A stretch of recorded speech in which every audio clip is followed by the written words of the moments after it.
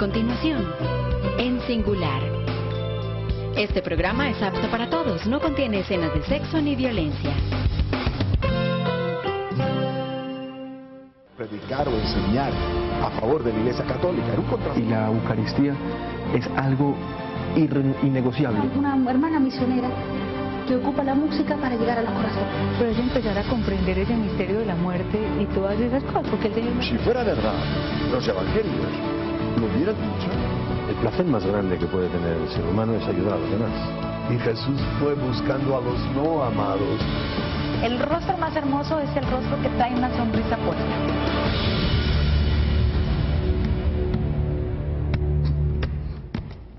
Bueno, gracias por estar con nosotros. Hoy continuamos la segunda parte de la entrevista con Beatriz Henao. Y el eje de esta entrevista es concretamente su hijo, ¿no? Camilo, a quien usted adoptó. Tenía 8 mesecitos cuando llegó a la casa, después de mucho tiempo de usted buscar afanosamente un hijo. La semana anterior usted nos contaba cómo Camilo, ya después de pasar por una serie de enfermedades que afortunadamente superó, una enfermedad en el corazón y demás, era un niño normal pero poco alejado del Señor y usted quería acercarlo a él. Y para eso se valió de un programa de radio llamado... En Pijama con Jesús. En Pijama con Jesús, exactamente. El caso es que este programa, el ritual que usted hizo de sanación en su casa, fue operando sus frutos y el niño se fue sensibilizando religiosa, espiritualmente, hasta el punto de que ya en la universidad se dedicaba a evangelizar y demás, en un medio, por cierto, muy difícil. Cuando a él le decían que tenía que exponer y que fuera un tema libre, él siempre se valía de una catequesis, él evangelizaba. Entonces él me decía, mami, si vieras que unas personas eran muy atentas y otras se burlaban. Y yo, pero es que así es, cuando nos entramos a este camino de Dios, cuando decidimos tomar este camino, no todo el camino va a ser de rosas, porque vamos a ser muy atacados, muy criticados, muy censurados, pero hay que continuar, hay que continuar. Y él sí, se tomó de una vez en serio su evangelización, cuando ya llevaba 4 semestres de negocios internacionales, me dijo, mamá, yo quiero ser sacerdote, pero quiero ser sacerdote franciscano. Entró al seminario después de... Un segundito, ahí le interrumpo. Franciscano, porque tengo entendido, era un amante de San Francisco de Asís, en la casa tenía un altar o algo así. Tiene, aún en la habitación de él hay un mural que él hizo pintar con San Francisco de Asís. Y él quería ser, le encantaba la vida de él, se la conocía totalmente, sus canciones y sus cosas, quería ser franciscano y por lo mismo él era admirador número 1 de San Francisco de Asís. Bueno, entonces ingresa al seminario de los franciscanos, ¿no? Sí. ¿Y qué pasó allí? Todo marchaba muy bien y como a los 7 meses él llegó a la casa y me dijo, mamá, llorando, mamá, me sacaron, que porque yo no tengo vocación. Entonces nos sentamos a llorar los dos, llorábamos los dos, muy tristes porque él ya se veía sacerdote.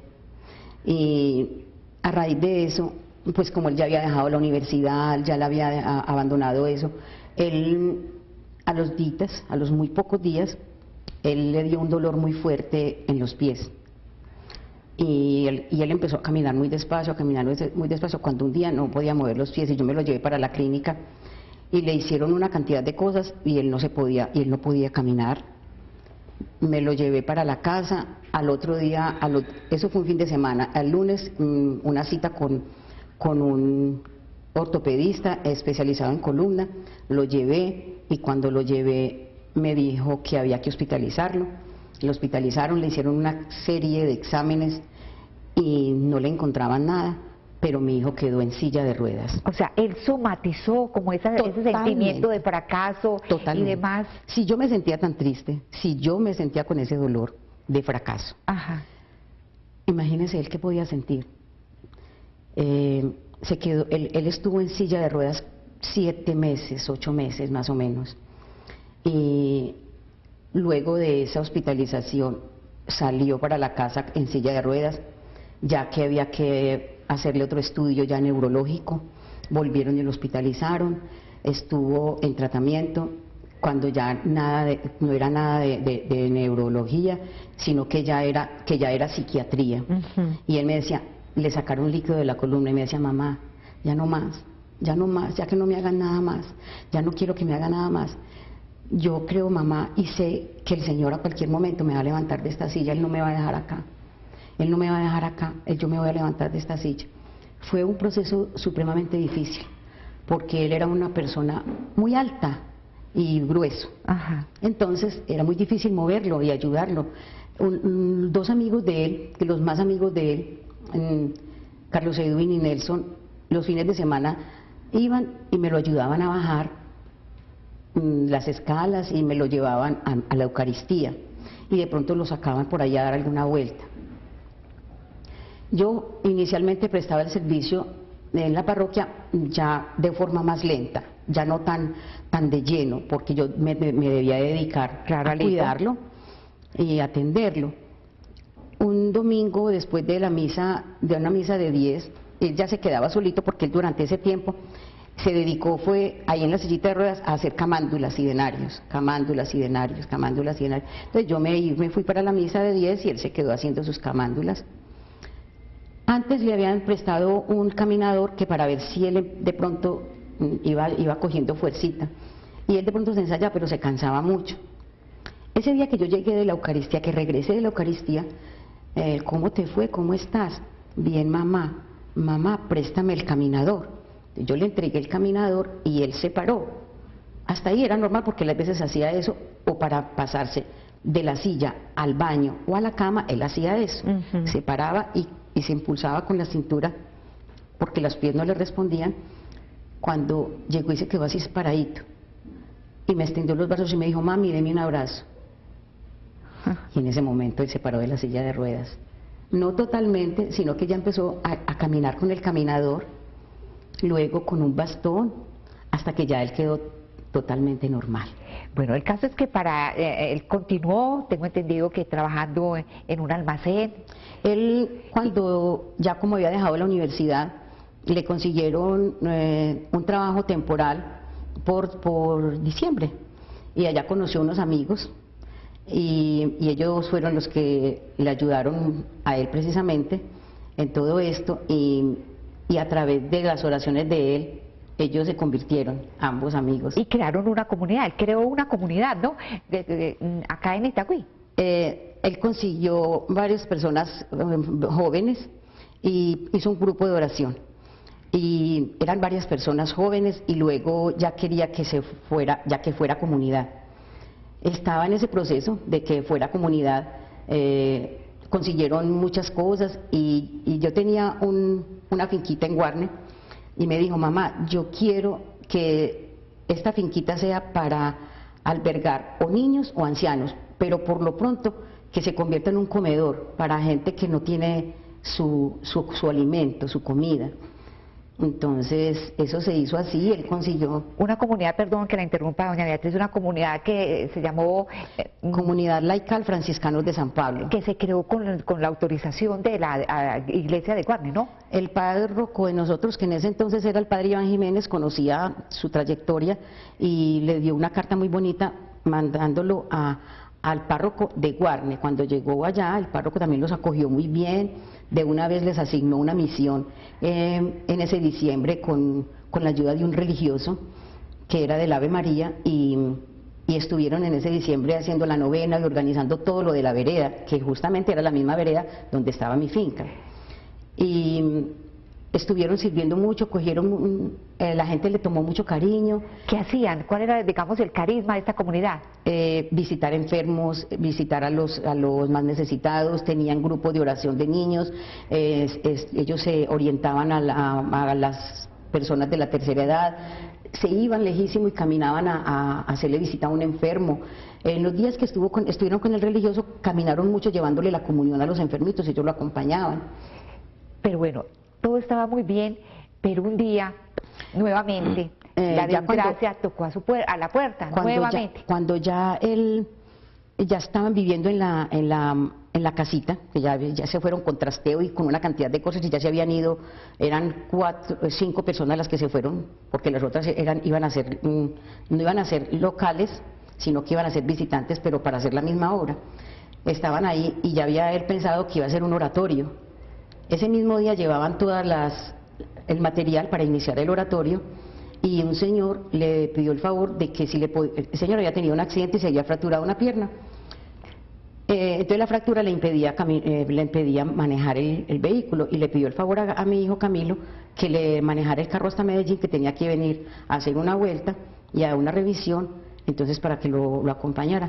Y cuando él pensaba que no iba a tener que ir nada, cuando el señor lo llamó y cuando él le dijo que sí, el señor le dijo a mi hijo que sí iban a salir para Medellín, entonces él le dijo que sí y cuando colgó dijo: Señor, que se cumpla tu santa voluntad.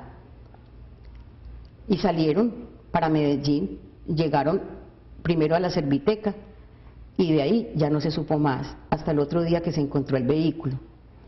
Y hasta el sol de hoy que no se sabe absolutamente nada, pero que ustedes me ven aquí con esta fortaleza y creen que es porque yo soy una mujer muy fortalecida. No, yo soy una mujer frágil, yo conozco mis falencias, mis debilidades. Y una noche, recién que se había perdido mi hijo, yo le dije al Señor: Señor, ¿por qué? ¿Por qué yo me siento así? ¿Por qué estoy de pie? ¿Por qué no estoy arrastrada? Y me dormí. Cuando el otro día, las huellas en la arena.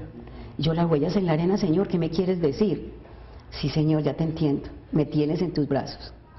Miriam, desde ese momento yo tengo la certeza, la convicción y la seguridad de que Él me tiene en sus brazos. Él se hizo cargo de mí. O sea, a su hijo, como se dice popularmente, se lo tragó la tierra. Es decir, se perdió, usted no volvió a saber absolutamente nada de las investigaciones, ni una llamada, la policía, ¿qué dijo? Ni una llamada, ni una razón, ni una carta, nada. La SIGIN, el Gaula, donde hacemos las denuncias, la fiscalía, nada, absolutamente nada, no se sabe nada. ¿De esto hace nada. cuánto? Ahora en mayo cumple 7 años. Es que es demasiado tiempo. ¿Cómo fueron para usted esos primeros días sin su único hijo, el hijo adoptado, el hijo esperado? Yo lloraba muchísimo, eso fueron noches muy dolorosas, comentarios muy tristes que le dolían a uno, de gente que uno conoce tan de cerca y que le decían a uno: ay, por allá debe estar andando con la guerrilla por esta noche tan fría y tal cosa. O sea, eso duele. Eran comentarios muy dolorosos y comentarios muy tristes que en vez de ayudarle a uno, antes lo ponían más mal. Pero hay una cosa muy maravillosa y es que Dios lo ha hecho todo. Él me tomó y Él es el que me dirige, Él me cuida, Él me guía, Él me instruye y siempre está conmigo. Nos vamos a un corte de mensajes importantes y espero que estén con nosotros para la continuación y el final de esta entrevista.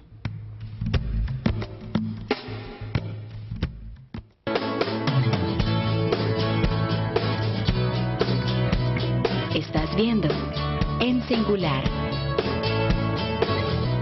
Estás viendo En Singular.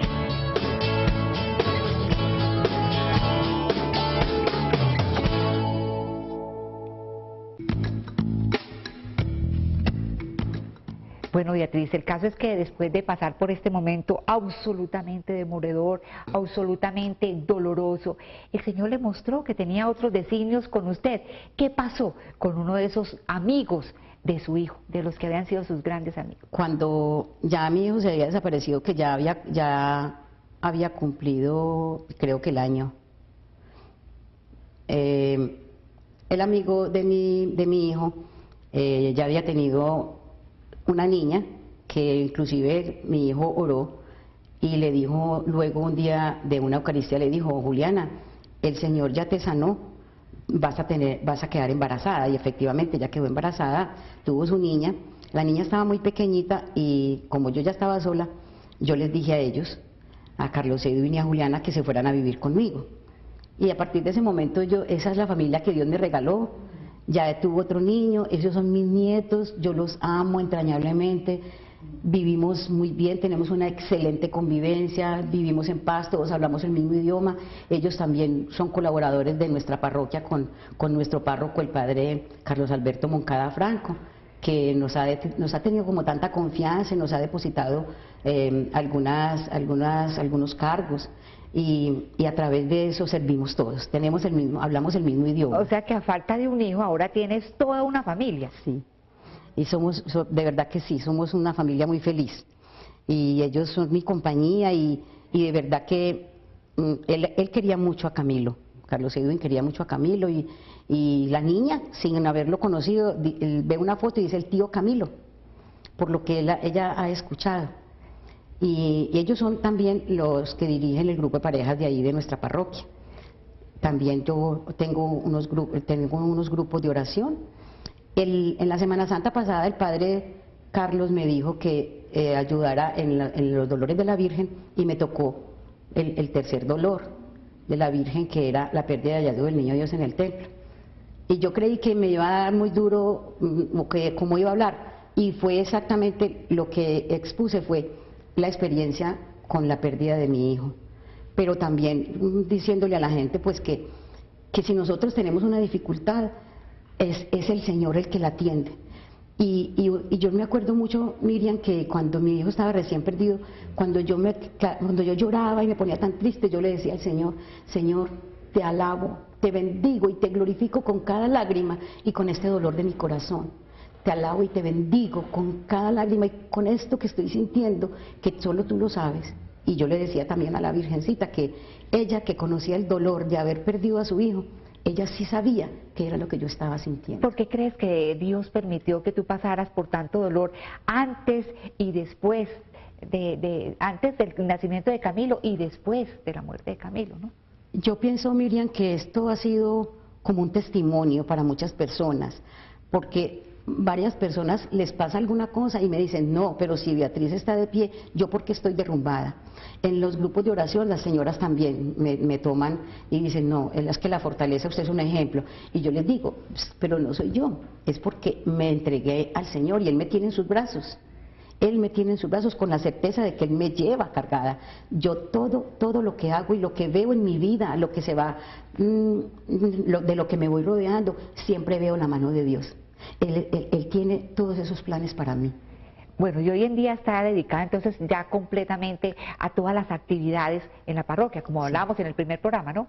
Sí, tenemos el grupo de alabanza los lunes, el martes tenemos una pequeña comunidad, el miércoles otro grupo que se llama el de la Divina Misericordia, el jueves llevamos la comunión a los enfermos, el sábado y el domingo servimos en la parroquia y también en la semana pues tenemos eucaristías en las cuales prestamos el servicio como ministros. Bueno, y en lo personal, ¿cómo lleva usted esa vida espiritual ya en la casa, ya con su familia? Es una vida de paz. Y yo le podría decir a usted, Miriam, que yo soy una mujer feliz. Pero sería completamente feliz si yo tuviera una noticia de mi hijo. Pero a pesar de estas circunstancias, yo me siento una mujer feliz. O sea, usted, a pesar de que ha pasado tanto tiempo, todavía tiene esa esperanza de que en algún momento alguien le diga por lo menos dónde están o sus cenizas o... Que se sepa algo, que no se quede en silencio todo esto, que se sepa algo. Si me toca ir por sus restos, que yo lo pueda enterrar, pero que se sepa algo. Porque yo he tratado en sueños y todo, y lo veo en sueños, y lo abrazo y le digo: ¿qué te pasó? ¿Qué te pasó? Y cuando él me mira así con esa mirada de dulce, ya no hay más nada. No me ha podido responder. Yo sé que pues no tendrá que responderme porque los sueños son. Pero es la misma ansiedad y el mismo deseo de yo querer saber algo de él. Por cierto, usted dice que su hijo tenía, o mejor, que el Señor le había regalado muchos dones a Camilo, ¿no? Mi hijo el Señor le había llenado de dones. Muchas personas que lo conocen supieron de sus dones, y uno de esos fue cuando le digo a Juliana, después de una Eucaristía, todavía estábamos en el templo: Juliana, el Señor te sanó, vas a quedar en embarazo. Y así a otras personas el Señor le regalaba a él muchos dones. Él podía orar por una persona: no, esta persona no quiere entregar esa dificultad, él no quiere entregar ese dolor, vamos a seguir más bien orando por él. Él hacía sus oraciones con ciertas personas y fueron muchos los testimonios de verdad que él que puedo dar de Él son muchísimos, muchísimos, porque el Señor a Él le dio una cantidad de dones, muchos dones. Beatriz, posiblemente este programa lo estén viendo muchas personas que en este momento no saben de sus hijos. Sabemos que por estos grupos guerrilleros muchas personas desaparecieron, ¿cierto? ¿Qué les diría a usted en este momento para darles fortaleza, para darles esa misma, no sé si esperanza, ese convencimiento de que todo está en las manos de Dios? Que no desfallezcan, que primero que nosotros naciéramos nos conocía Dios y que es Él el que toma nuestras cargas, que es a través de la fe y de su infinito amor que podemos continuar. Porque si no es con Él, yo estaba derrumbada, o en el cementerio, o en el manicomio, o en un hospital. Porque sinceramente es la fuerza de Dios. Y como te digo, Miriam, yo me conozco que yo soy nerviosa, que yo soy frágil, que tengo miedos, pero que es ese Dios grande y maravilloso que me tiene, que me tomó, como esos niños que abandonan y que una familia lo toma. Yo me voy a hacer cargo de este niño. Dios dijo, me voy a hacer cargo de ella. Y así lo siento y así lo veo. Las personas que me conocen saben que yo hago las cosas con amor. El servicio lo hago con amor. Soy de pronto a veces exigente con mis compañeros o compañeras porque yo quiero que entiendan que es al mismo Dios al que le estamos sirviendo, que le estamos entregando este tiempecito, es a Dios. La retribución es de Él, pero la gloria es para Él. Todo lo que hacemos es con el ánimo de agradarlo. Que todo lo hagamos para Él y por Él y en todo momento. Pues Beatriz, le agradezco mucho que haya venido al programa, que nos haya compartido este testimonio de mucha fortaleza, muy duro pues porque tiene su testimonio, toda su historia tiene facetas en algunos momentos demasiado dolorosas, pero mire, hoy la vemos perfectamente bien. Si uno la ve en la calle uno no piensa toda la historia que tiene detrás. Se ve muy bien, así que de nuevo muchas gracias por haber venido y a todos los televidentes que tan amablemente nos acompañan en este y en general todos los programas o cada capítulo de este programa en singular.